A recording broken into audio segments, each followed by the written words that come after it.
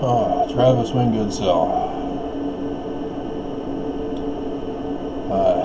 I'm having a fun hair day as my latest haircut is growing out. It's first thing in the morning, waking up. And so,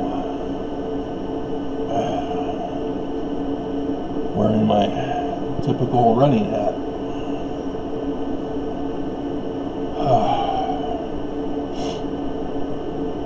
In my dreams, I was checking out the CW TV channel online, and found that they had the whole first season of Aquaman, a brand new series that they had started. And I was like, hey, when did this show up? And so I was watching it, and I had gotten through about 4 or 5 episodes out of a full 22 in the dream.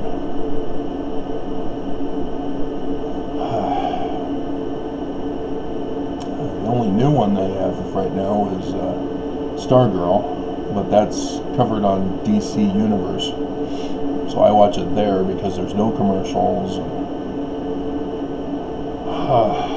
and it's earlier. So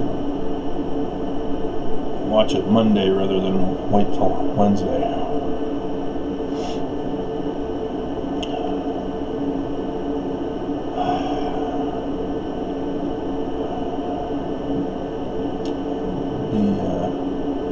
I think they're called Fifth Dimension.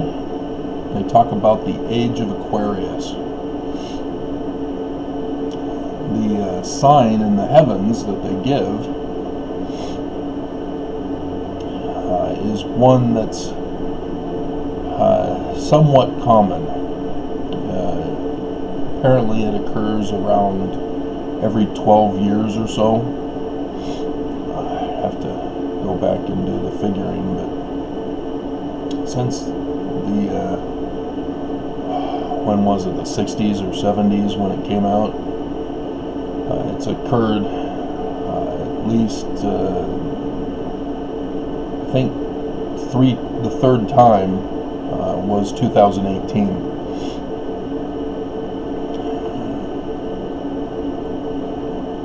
Because I remember identifying the sign and going, hey, that's the sign of Aquarius from that song, and checked my files to listen for the song, and sure enough, Age of Aquarius. So I thought that was pretty cool. But the biblical signs are more specific. They're once in an existence. They're so specific and so rare that they will only happen once. And Mormons know about Amos 3:7, and yet Spencer W. Kimball came out and said that the prophets are going to be silent.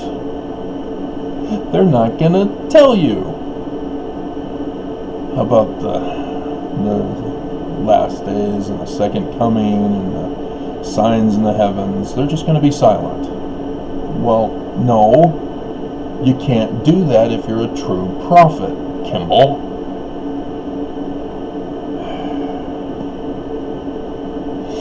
Amos 3:7. Even though it's mistranslated, even from the Hebrew it's mistranslated, it still portrays the concept that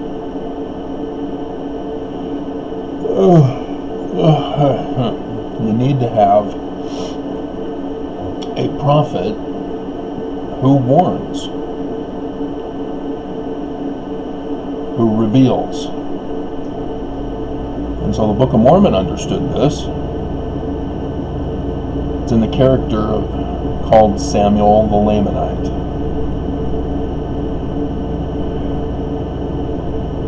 And so important was the prophecies of Samuel the Lamanite preceding the coming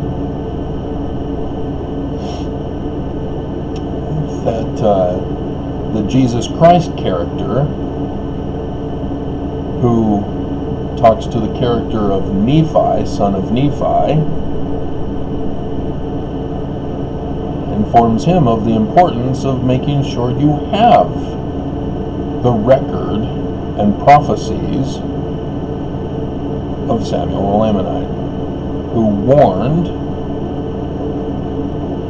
and gave predictions, revealed the signs of the birth and the death of the Christ.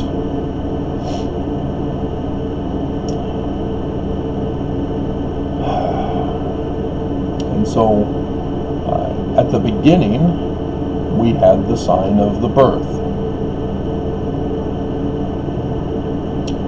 That was 23rd September 2017.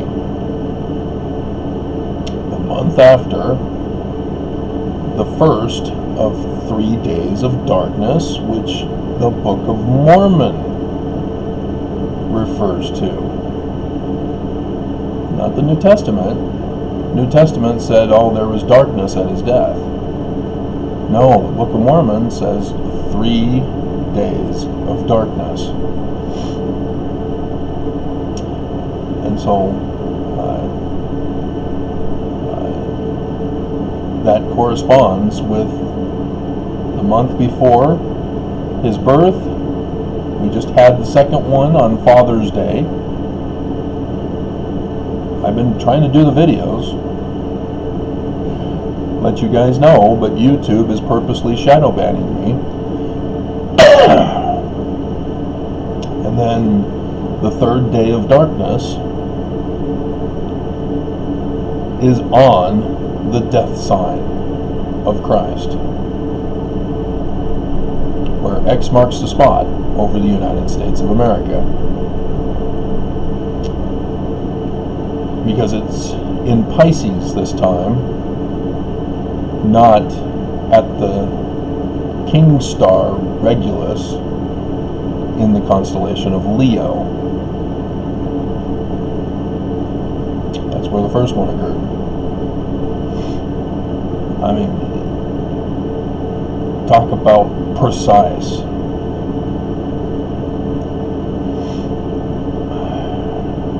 And so when you look at the story of Samson, the Sun King, as I've gone over, the meaning of his name from Paleo-Hebrew, the language I deciphered, he kills a young lion. He hasn't gotten married yet, which means he's still a child in the ancient culture. When you become a man, you become married. When you become a woman, you are married and have a baby. And so here,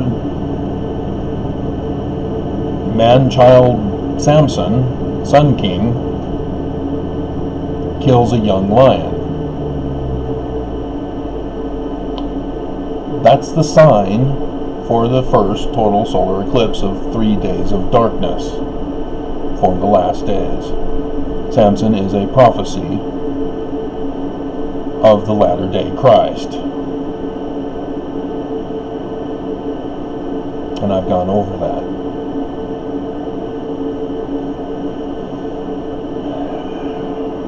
The whole scriptures are prophecies. Everybody makes the mistake of calling them history. But the histories, as the authors believe they were, come directly from the Egyptian documents. And the Egyptian documents, talking about all the gods and the goddesses, are not history, per se. came from astronomers, not astrologers. Astrologers are the fake astronomers. Astronomers are the hardcore science astronomers, the ones that work for NASA, the ones who use the calculus math, and the one that you can go into the field of study. Those astronomers. They would observe the movements, and they would tell stories, assigning human characters to the different planets and to the different constellations of the zodiac. And so good were they at observing the movements of the celestial bodies that they were able to predict, just like our astronomers are able to predict future movements and conjunctions, which are a grouping in the future. So you can go Google search, the Wikipedia page, list of total solar eclipses, and it will provide it for you. And then it will say, when do you want it? 21st century, 20th century, 19th century, 18th century, even back thousands of centuries BC, and the other way too. I don't think they go too far in the future, but yeah, you can look it up. They give you the whole list and where it occurred, when it occurred, because astronomy is that precise of a science. It's a real hard science. It's not the fake science like psychology, where they don't even do any hard science measurements. They just sit you down on a couch, you pay them money for them to tell you you're mentally ill so that they can give you a prescription for drugs, and then you come back and see them and pay them another several $100s for a 1-hour session of you crying and spilling your guts. It's a fraud game. And yet our government has given them powers as if they are hard science doctors. They're just frauds. But anyway. And so, knowing that our day and time is the only time when the biblical prophecies of the signs in the heavens are occurring. They're not going to occur again. To be a denier of the second coming, as the prophets of the Church of Jesus Christ of Latter-day Saints are. Because Mormons, I'm seeing more and more coming out and saying, hey, wait a minute, this is strange. We've got a lot of things going on. When the Magna earthquake happened, the church had to come out and tell everybody to be silent. And get the news to tell everybody to be silent. Because Mormons are aware of a big earthquake. And Magna, everybody thought, this is it. It's the forerunner for the big one.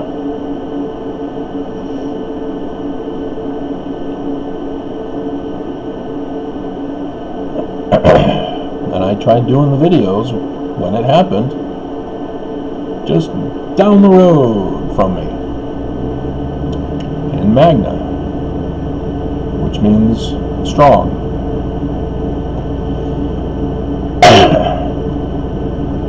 Who was the angel who appeared, announcing the birth who appeared in several other places? The angel Gabriel, the God of strength, the strong God, the Magna God.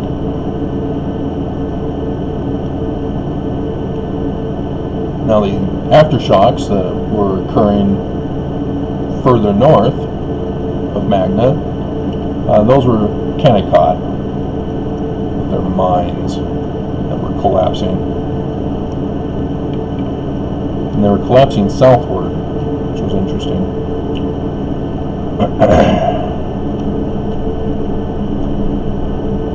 And so, for the prophets of the Mormon Church to be deniers of the signs in the heavens, to silence people saying, no, this is not it, we're still going to wait, it's in the future.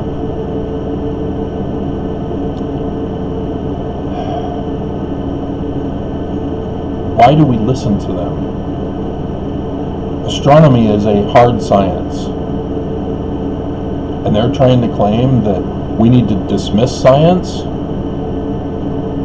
and trust in faith. How well did Nelson's second fast, because the first one failed, so he holds a second one for Good Friday so that he can cure the coronavirus?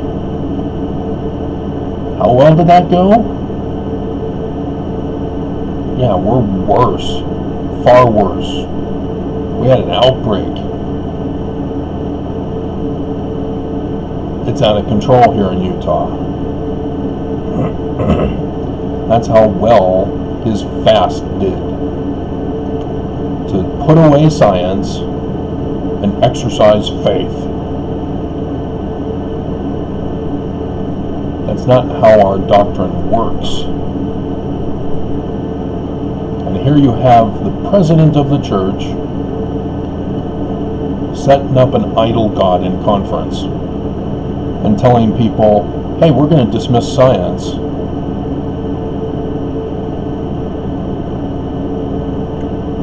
I'm a medical doctor, but we're going to ignore all the health experts of science, and we're going to cure this virus with our faith. And how well did that work? It didn't. It got worse.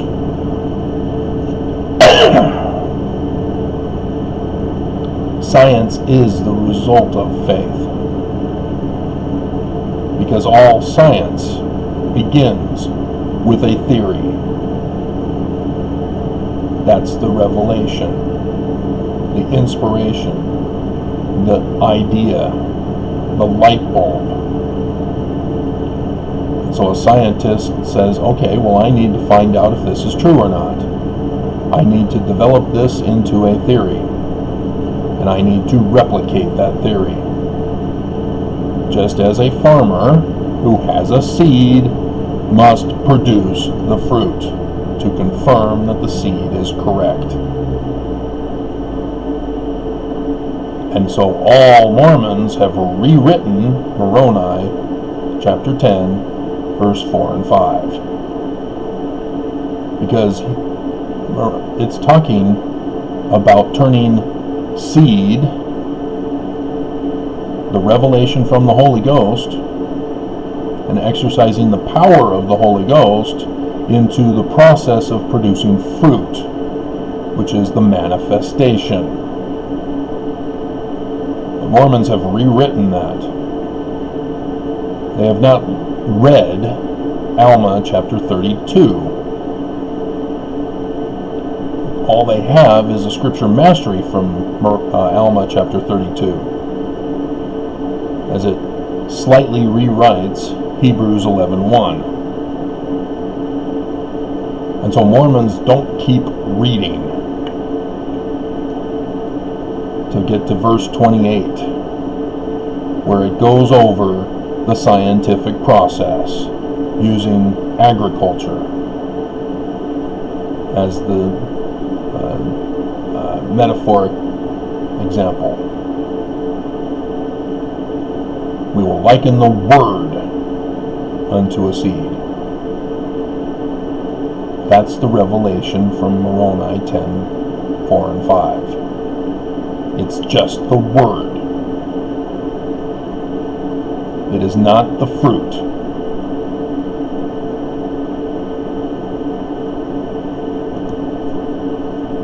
It's the simplest doctrine, and Mormons can't get it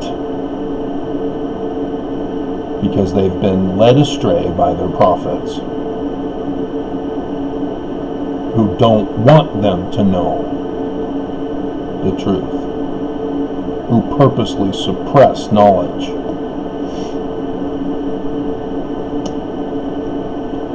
And so when we read about false Christs, false prophets in the latter days, we think, it's just other people, other churches. That Catholic bishop. Do you know that that's what Pope means? It's bishop. He's not a Christ, he's not a prophet, not a 12 apostle, just a bishop. They never gave themselves the authority of apostles. It was always from Constantine. Well, it was after all the death of the 12 that each bishop went their own way to be the leader of their own congregation. So Constantine united everybody together, and so when they all united together, they had to say, okay, well, we need to have a lineal priesthood authority, as Mormons call it. And we'll make Peter the one that we come through. Not Jesus, Peter. And so they made Linus, in retrospect, the one that was the Bishop of Rome when Peter died. They just went back and said, okay, he's now the successor to Peter.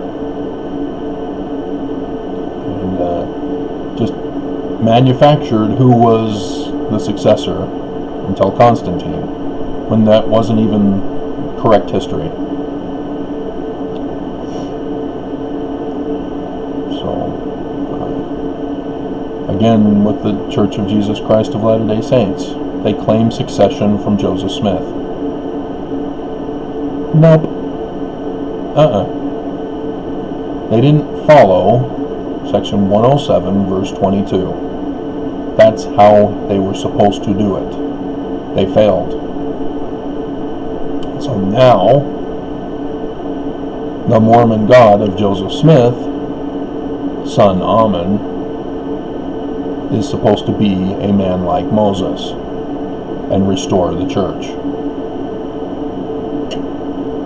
Section 103, verse 16. Section 85, verse 7. That one's on Samson. One mighty and strong. I saw another commentary as I was going through the books for you the other day. As you can see, I haven't put those back.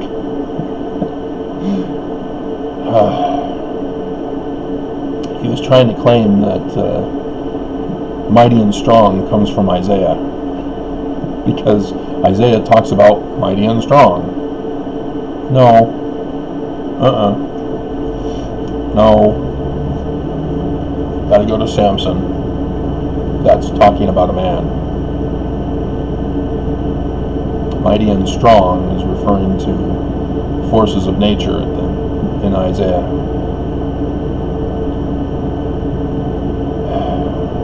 Samson talks about the man.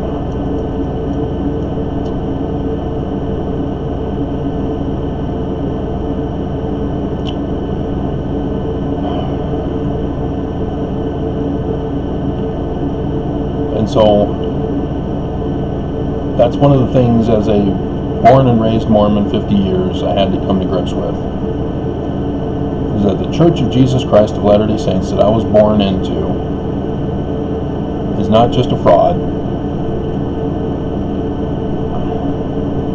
They are literally the great and abominable church, the Church of Lucifer. They've got the keystone sign at the door of the Salt Lake Temple.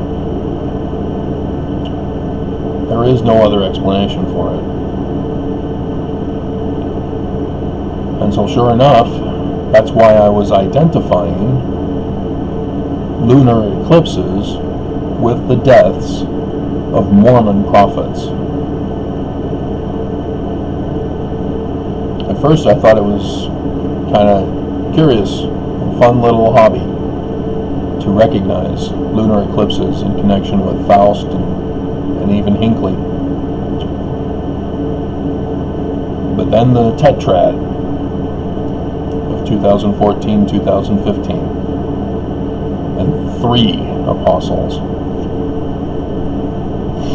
between the 3rd and 4th of the Tetrad. And I was going, wow, this is pretty wild. That's quite a fascinating one. Then another year goes by, and then Fox 13 News Utah, in the afternoon of November 4th, 2016, gives the astronomical report that the next year, all the way into August, I'm surprised they were announcing it that far in advance. Usually they wait for like a month before, or maybe a couple of weeks, sometimes even a week, before they'll do an announcement of an upcoming sign. But nope, all the way back in November 2016, right before the election, and they talk about it. Just a brief segment. Yep, we're going to have a total solar eclipse. I remember standing in my bedroom, where we had the TV at the time, where I was once married a second time. She was in the kitchen doing dishes, and I'm standing there, full attention, jaw dropped, eyes wide open. I knew exactly what it meant. But at that time, I did not know of the other signs. I didn't even know of that one until I was told about it.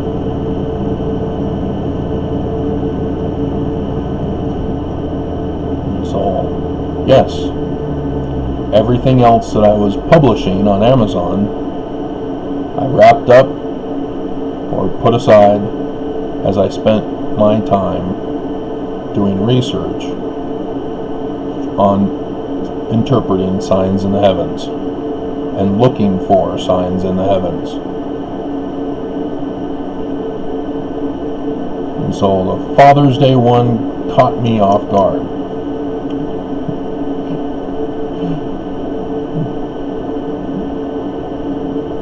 Because I only knew about the 2 at that time. And so when I heard about that one finally, I was like, 3 days of that, man, I should have known. From the Book of Mormon.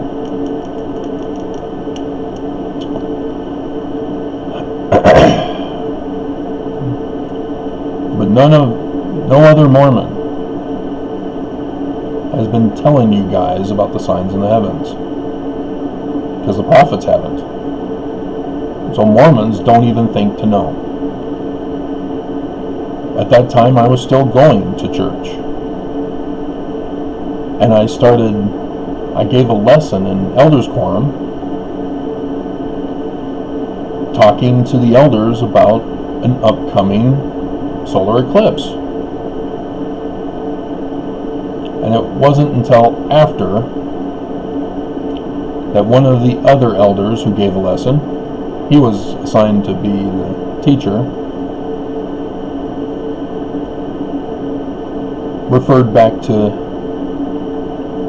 my lesson where I told them in advance of the sign in the heaven. And he had no clue that that's how astronomy was so precise. I guess you guys don't take astronomy in Utah. You aren't taught about it. And maybe, I don't know, maybe you have the basic astronomy of this is the sun, this is Mercury, this is Venus, this is Earth, this is Mars, this is Jupiter, this is Saturn, this is Uranus, this is not Pluto, because we've disbarred it from the planetary systems. It's now just a moon or a rock. It's not a legitimate planet. And I remember the fake news about a fake planet that was supposedly coming to Earth. It was all over YouTube. Defying the laws of physics. And yet getting hundreds of thousands of views of followers believing in it. And they had a name for it and everything. But yeah, I mean, the elder's instructor was surprised. He had not realized that we were able to do that. He was unaware of the Farmer's Almanac, I guess. Because the Farmer's Almanac comes out each year, letting farmers know about sunrise and sunset times, letting them know about the weather conditions that are expected. But talks about the signs in heaven that are going to occur that year as well. They know the precise days, the precise hours, the precise seconds. And so Matthew is the only source from which everybody wants to claim that they don't need to know a precise date for the signs of the second coming. For of that day and of that hour no man knoweth, not the angels, only the Father in heaven.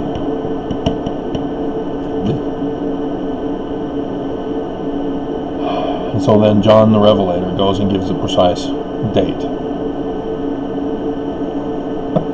The day and the hour. Right there in John, or Revelation chapter 12. Woman clothed with the sun, moon under her feet, and an additional 3 stars for 12 stars and on the crown of her head, the constellation of Leo.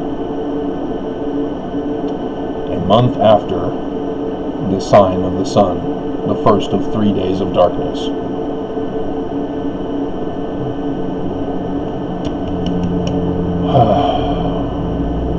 Alrighty. So, I'll be working on the lawsuit today, the objection. I'll do a reading when I finish it.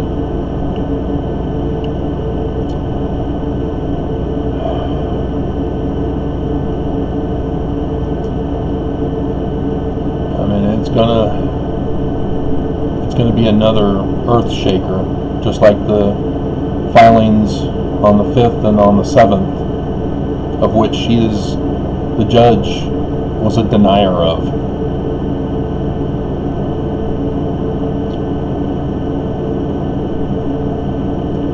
As she gave the orders to have those as amended filings. And so I put it in there. This is according to your order to amend it. So here it is. And she says, I never filed it. I filed something else instead. That's how scared they are. Because I won. I mean, you don't outright lie about a federal document where I specifically say, you gave the order, this is complying to your order. You don't just come out and say, nope, he never filed. Because that's tampering with federal documents. As a judge, she is tampering with federal documents. You don't do that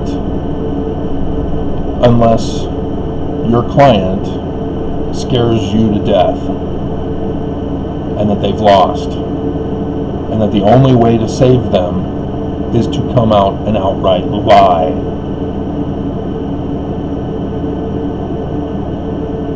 And it's not her client. She's supposed to be the impartial judge.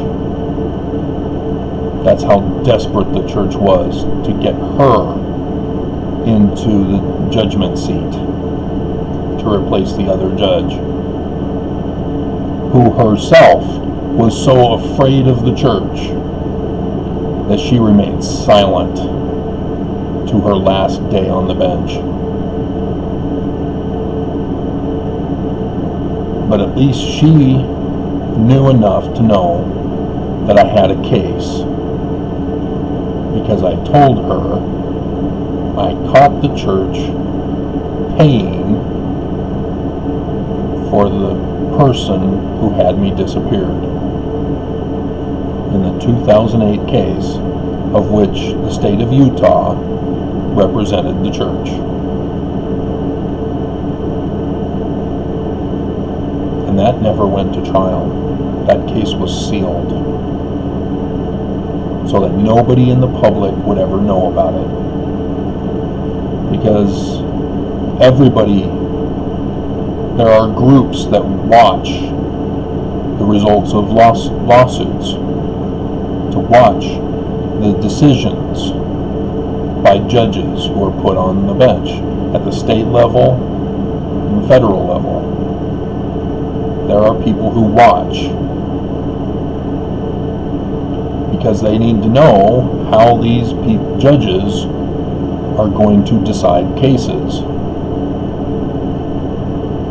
And for some groups, it's so that they can say, okay, we've got judges who will support this law that we want to have put forward. So let's do it. Let's go ahead and put forth a case now and get it before that judge. So there are people who are watching. There are people who are watching Judge Oberg. Just as there were people who were watching when Judge First got fired. And they reported it. She's been fired. Why has she been fired? She was approved. She passed the first 2 stages with flying colors. Unanimous flying colors. Then all of a sudden, she's fired. And they didn't investigate why. They investigated the answer that the judges gave for not hiring her a second term. It's because they created a problem. Oh, well, we were checking your history. We found a case several years back in which you had a person who was guilty of drug possession, non-violent offense, and you put him into the state's drug court. And then he chose to not go to the drug court and then kill the cop. Was that her fault? No. She did exactly what was required. Oh, we got a non-violent drug offense. We have Utah with a drug court. We'll sign them to the drug court. That's her job. And they used it against her, created a problem. And that was their justification to fire her. That was all they covered in the news.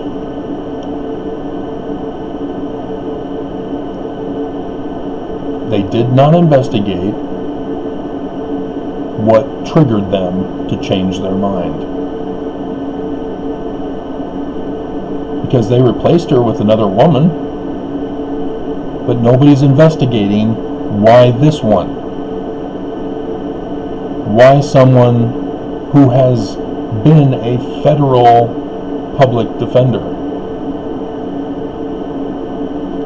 and who has been involved in some major cases, that she was promoting some very strange ideas of which the judges in the federal court, who likely were the ones who hired her, shot her down, saying, no, that's a stupid argument. You lose. Your client is going to prison. And that they hired her. And so sure enough, my case is the link between the two judges. And nobody is bothering to check.